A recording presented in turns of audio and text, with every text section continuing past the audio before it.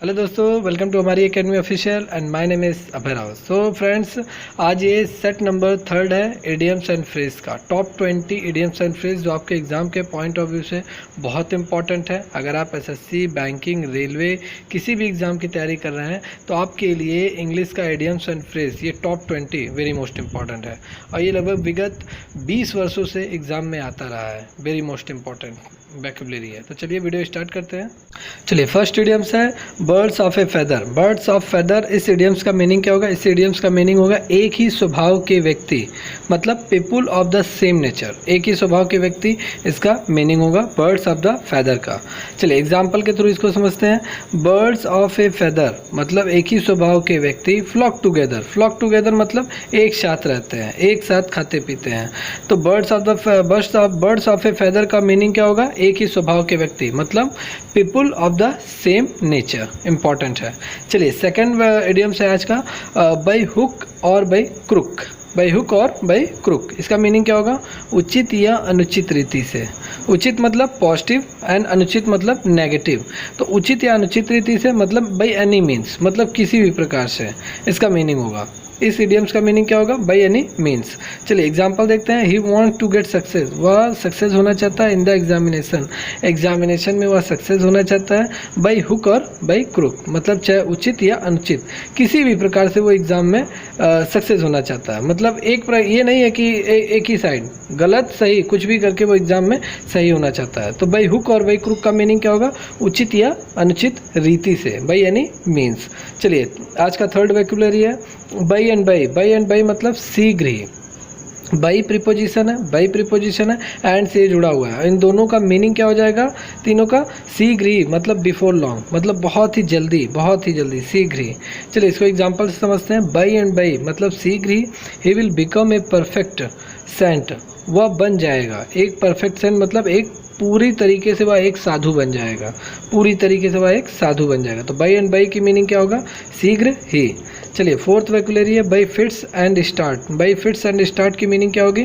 अनियमित रूप से। अनियमित मतलब जो कंटिन्यू ना हो, मतलब इरेगुलर। इरेगुलर मतलब जो अनकंटिन्यू ना हो, मतलब अनियमित रूप से। बाय फिट्स एंड स्टार्ट की मीनिंग क्या होगा? अनियमित रूप से, इरेगुलरली। चलिए इसका एग्जांपल देखते हैं। Mahesh fail in the examination. Mahesh exam में फेल हुआ बिकॉज ही स्टडीड, क्योंकि वह पढ़ता था। बाई फिट्स एंड स्टार्ट मतलब अनियमित रूप से, मतलब आज पढ़ रहा है कल नहीं पढ़ेगा, परसों पढ़ रहा है नरसों नहीं पढ़ेगा। तो ये होगा बाई फिट्स एंड स्टार्ट्स की मीनिंग, मतलब कंटिन्यू कुछ भी नहीं हो रहा है, मतलब इरेगुलरली। तो इसका मीनिंग क्या होगा? अनियमित रूप से। चलिए फिफ्थ वोकैबुलरी है bread and butter. Bread and butter की मीनिंग क्या होगी?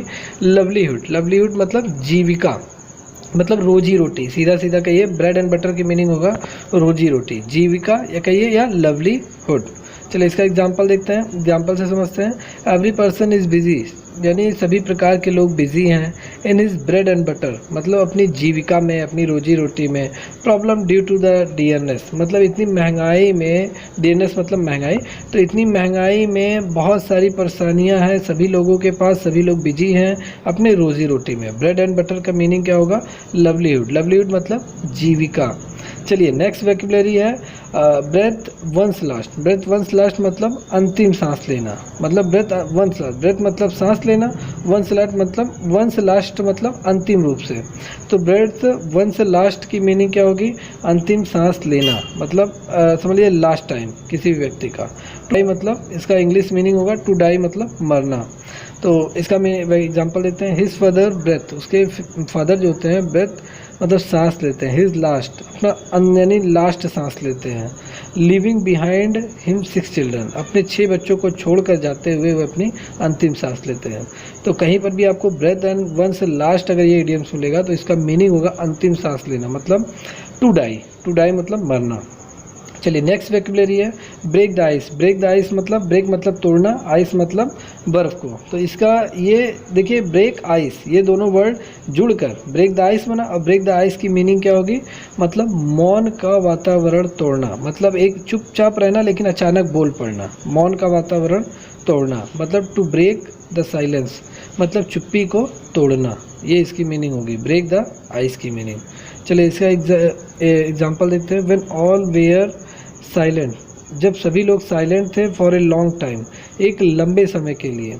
आई decide to break the ice, मैंने डिसाइड किया कि मैं अपना मौन धारण जो है मैं तोड़ दूंगा। मतलब सभी अगर साइलेंट है लेकिन मैंने डिसाइड किया कि मैं ब्रेक द आइस करूंगा। ब्रेक द आइस मतलब अपनी चुप्पी को मैं तोड़ दूंगा, मतलब जो चुपचाप था अब मैं बोलने लगूंगा, अब मैं जो भी राज है मैं वो डिस्क्लोज कर दूंगा, मतलब पूरी तरीके से खुलासे कर दूंगा।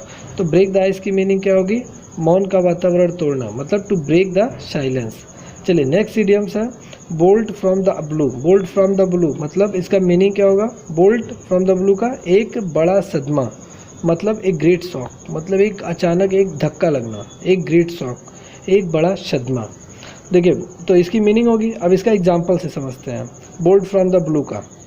ठीक है, his mother's ultimately death came to him as a bolt from the blue, मतलब उसकी माता का अल्टीमेटली अचानक डेथ हो जाने से केम टू हिम उसको यानी a bolt from the blue एक बहुत बड़ा सदमा लगा। तो बोल्ट फ्रॉम द ब्लू की मीनिंग क्या होगी? एक बड़ा सदमा। चलिए नेक्स्ट इडियम्स है bear the brunt of. Bear the brunt of मतलब आक्रमण का मुख्य भाग सहना, मतलब bear the brunt of. Bear मतलब सहना होता ही है, और ब्रंट ऑफ अगर इसके साथ जुड़ गया तो इसका मीनिंग हो गया आक्रमण का मुख्य भाग सहना। मतलब इंग्लिश मीनिंग क्या होगा? To bear the main attack, मतलब मेन अटैक को पूरी तरीके से सहना, मतलब अपने आप में उसे यानी झेलना। तो बियर द ब्रंट ऑफ की मीनिंग क्या होगी? To bear the main attack. चलिए इसका इंग्लिश मीनिंग क्या होगा? इंग्लिश एग्जाम्पल से समझते हैं। Front soldiers always beer the brunt of the battle, मतलब जो सोल्जर हैं, सैनिक हैं, वो सदैव क्या करते हैं? आक्रमण का मुख्य भाग सहते हैं। कहाँ पे? ऑफ द बैटल, मतलब युद्ध में। युद्ध में सामने से वो आक्रमण का मुख्य भाग सहते हैं। चलिए नेक्स्ट इडियम्स है birds eyes view. Birds eyes view की मीनिंग क्या होगी? देखिए बर्ड्स का मतलब चिड़िया, आइज मतलब उसकी आंखें, व्यू मतलब देखना। मतलब चिड़िया अगर किसी को देखती है तो अचानक देखती है और गहरी निगाह से देखती है और लगातार देखती रहती है। तो इसका मीनिंग होगा सरसरी नज़र से, मतलब टकाटक देखना, एक नज़र लगाए देखना सरसरी नज़र से। तो इसका इंग्लिश मीनिंग होगा a general study at a glance, मतलब एक जनरल एक सामान्य स्टडी है। एट ए ग्लांस, ग्लांस मतलब झलक होता है, मतलब सामान्य रूप से देखना, टकाटक लगाकर देखना, एक नज़र से देखना। एक बर्ड्स आइज व्यू की मीनिंग सरसरी नज़र से देखना। चलिए इसका एग्जांपल से समझते हैं। We had a bird's eyes view, मतलब उसके पास है ए बर्ड्स आइज व्यू, मतलब सरसरी नज़र से वो देखता है। Of the government report, government के रिपोर्ट, सरकार के रिपोर्ट को देखता है। ऑन प्रॉफिटरिंग, ऑन प्रॉफिटरिंग मतलब उसे लाभ की नज़र से गवर्नमेंट के रिपोर्ट को सरसरी नज़र से देखता है। मतलब अगर कोई गवर्नमेंट की कोई योजना आई है तो वो बर्ड्स आइज व्यू उसकी अगर वो देखता है उस रिपोर्ट को तो बर्ड्स आइज व्यू की नज़र से देखता है, मतलब सरसरी नज़र से देखता है। तो कहीं भी आपको मिलेगा बर्ड्स आइज व्यू तो उसका मीनिंग होगा सरसरी नज़र से। इम्पॉर्टेंट है। देखिए ये बहुत बार एग्जामों में आया हुआ है। जितने भी वैक्यूलरी मैं आपको बता रहा हूँ ये लगभग विगत 20 वर्षों से आपके किसी न किसी एग्ज़ाम में आ रहे हैं और ये पिक आउट वैक्यूलरी है, आपके एग्ज़ाम के पॉइंट ऑफ व्यू से बहुत इंपॉर्टेंट है। चलिए नेक्स्ट वैक्यूलरी देखते हैं, इडियम्स देखते हैं। नेक्स्ट इडियम से बाई ऑल मीन्स, इसकी मीनिंग होगी सर्टेनली। सर्टेनली मतलब निश्चय ही, बाई ऑल मीन याद कर लीजिए। बाई ऑल मीन्स की मीनिंग क्या होगी? निश्चय ही, मतलब सर्टेनली, श्योरिटी है इसमें। फिर देखिए इसका एग्जाम्पल से चलिए समझते हैं। एग्जाम्पल क्या होगा? एग्जाम्पल होगा बाई ऑल मीन्स, मतलब निश्चय he will pass the examination, वह एग्ज़ाम को पास कर लेगा। तो बाई ऑल मीन्स की मीनिंग क्या होगी? निश्चय ही। चलिए नेक्स्ट वर्ड है ब्लॉक हेड। ब्लॉक हेड मतलब क्या होता है? ब्लॉक हेड मतलब होता है मूर्ख। मूर्ख मतलब फूलिश, फूल पीपुल लोग जो होते हैं, फूल पीपुल मतलब बेवकूफ़। तो मूर्ख, मूर्ख और बेवकूफ़ दोनों एक ही है। तो ब्लॉक हेड की मीनिंग क्या होगी? ब्लॉक हेड जो ये वैक्यूलरी है इसकी मीनिंग होगी मूर्ख। तो चलिए इसका एग्जांपल देखते हैं। आई कैन नॉट वर्क, मैं वर्क नहीं कर सकता विद हिम, उसके साथ। एज जैसे ही इज़ ए ब्लॉक हेड, वह क्या है? ब्लॉक हेड मतलब वह मूर्ख है। तो कहीं भी आपको ब्लॉक हेड अगर ये इडियम्स ये वर्ड अगर आपको दिखाई देगा तो इसकी मीनिंग क्या होगी? मूर्ख होगा, मतलब फूल पीपुल। चलिए नेक्स्ट वैक्यूलरी है बिसाइड द मार्क। बिसाइड मतलब नीचे बगल में होता है और मार्क मतलब चिन्ह होता है, मतलब बगल का चिन्ह। तो इसका ये दोनों जब ज्वाइंट हो जाएंगे बिसाइड द मार्क, ठीक है, एक वर्ड बन गया अपने आप में, सेंटेंस बन गया बिसाइड द मार्क्स। अगर ये आपको कहीं मिलेगा तो इसका मीनिंग होगा अनुपयुक्त। अनुपयुक्त, अनुपयुक्त मतलब अनसुटेबल, मतलब जो यानी सुटेबल ना हो, अनसुटेबल। अनुपयुक्त मतलब जो यूज़ में ना हो, तो वो होता है बिसाइड द मार्क। चलिए इसका एग्जांपल देखते हैं। His argument in the case, उसका जो आर्ग्यूमेंट टिप्पणी था इस केस में, बीइंग बिसाइड द मार्क मतलब पूरी तरीके से अनुपयुक्त था, मतलब उसका कोई यूज़ ही नहीं है, उसके टिप्पणी का कोई प्रयोग ही नहीं है, यानी कोई यूज़ ही नहीं है इस केस में। वी लॉस द केस, और हम लोगों ने क्या किया, केस हार गए। तो बिसाइड द मार्क्स वोकैबुलरी की मीनिंग क्या होगी, अनुपयुक्त। चलिए अगला इडियम्स है by leaps and bound. By leaps and bound मतलब क्या होगा, ये इडियम्स है, इसका मीनिंग होगा दिन दूनी रात चौगनी। दिन दूनी मतलब वेरी रैपिडली मतलब शीघ्रता से, दिन दूनी रात चौगनी मतलब किसी भी काम को करने में पूरा जी जान लगा देना, तो वही होता है बाई लीप्स एंड बाउंड मतलब दिन दूनी रात चौगनी। चलिए इसका एग्जांपल देखते हैं। India is making progress, India progress कर रहा है। बाई लीप्स एंड बाउंड मतलब दिन दूनी रात चौगनी से इंडिया क्या कर रहा है, प्रोग्रेस कर रहा है, उन्नति कर रहा है। तो बाई लीप्स एंड बाउंड्स की मीनिंग क्या होगी, वेरी रैपिडली मतलब शीघ्रता से या दिन दूनी रात चौगनी। चलिए अगला इडियम्स देखते हैं। बरी द हैच, बरी the hatch, hatch HATCHET, hatch. बरी मतलब क्या होता है, दफन करना मतलब गाड़ना। हैच मतलब क्या होता है, छप्पर ऊपर भी होता है।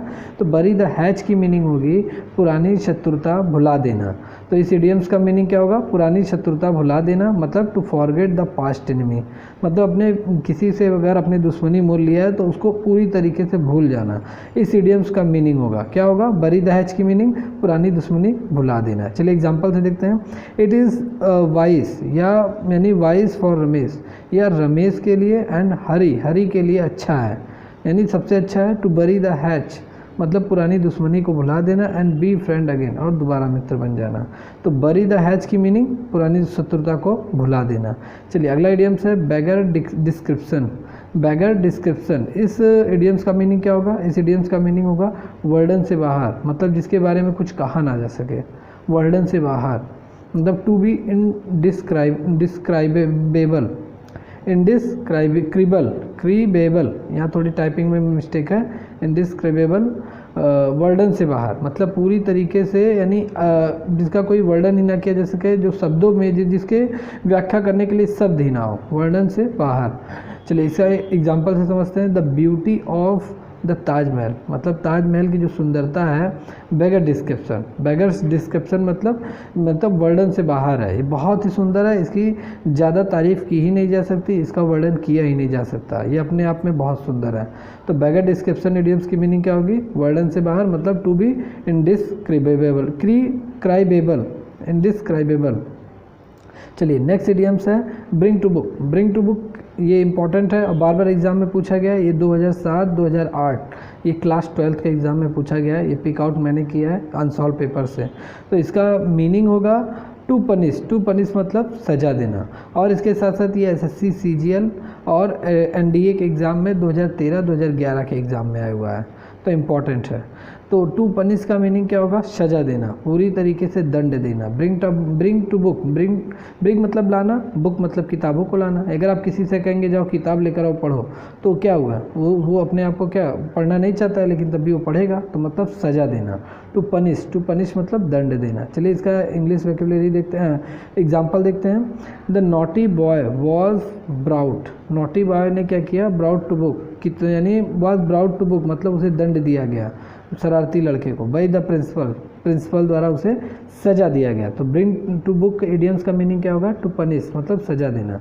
चलिए नेक्स्ट इडियम्स है बीट द एयर मतलब हवा को यानी मारना, हवा को मारना मतलब हवा में हाथ पैर मारना, मतलब उछलना।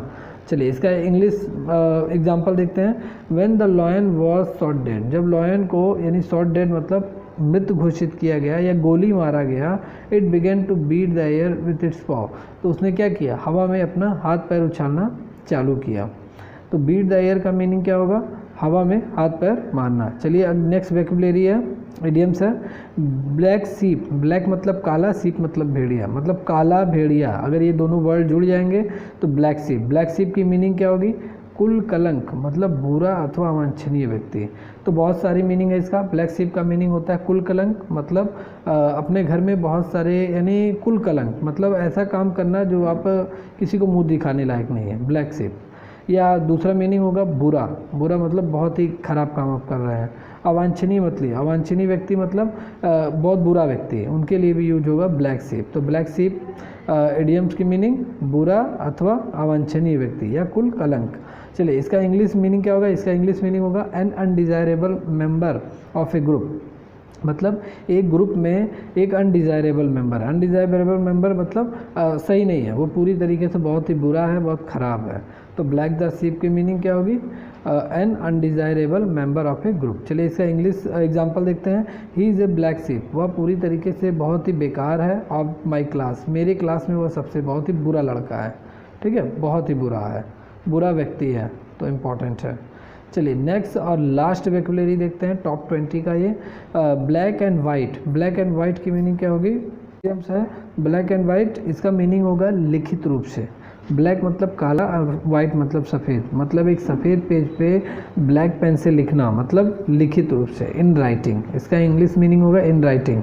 ब्लैक एंड वाइट का मीनिंग लिखित रूप से। चलिए इसका एग्जांपल देखते हैं। आई कैन फॉरगिव यू, मैं तुम्हें भूल सकता हूँ। If you apologise in black and white, यदि तुम क्या कर लो, अपनी माफ़ी को लिखित रूप में दे दो। तो ये इस इडियम्स का एग्जांपल होगा, इम्पॉर्टेंट है। ब्लैक एंड वाइट की मीनिंग क्या होगी इडियम्स की, लिखित रूप से। तो जितने भी दोस्त इस वीडियो को देख रहे हैं, ये top 20 vocabulary idioms and phrase very most important है। अगर आप बैंकिंग, एनडीए, सीडीएस या किसी भी एग्ज़ाम की तैयारी कर रहे हैं, स्टेट लेवल की, आप कोई भी एग्ज़ाम की, एंट्रेंस एग्ज़ाम की तैयारी कर रहे हैं, उसमें वोकैबुलरी आपसे बहुत सारे क्वेश्चन पूछे जाते हैं। 10-12 नंबर तो वोकैबुलरी के होते हैं। एरर अगर छोड़ दीजिए और फिल इन द ब्लैंक, इन सब में भी आपका वोकैबुलरी बहुत यूज होता है। कभी कभी फिल इन द ब्लैंक में भी वोकैबुलरी आ जाता है।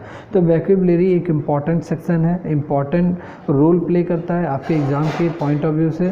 तो इम्पॉर्टेंट है ये। तो टॉप 20 ये वेरी मोस्ट इम्पॉर्टेंट वोकैबुलरी था, इम्पॉर्टेंट है। अगर आपको ये वीडियो अच्छा लगा हो, ये वोकैबुलरी इम्पॉर्टेंट तो है ही है।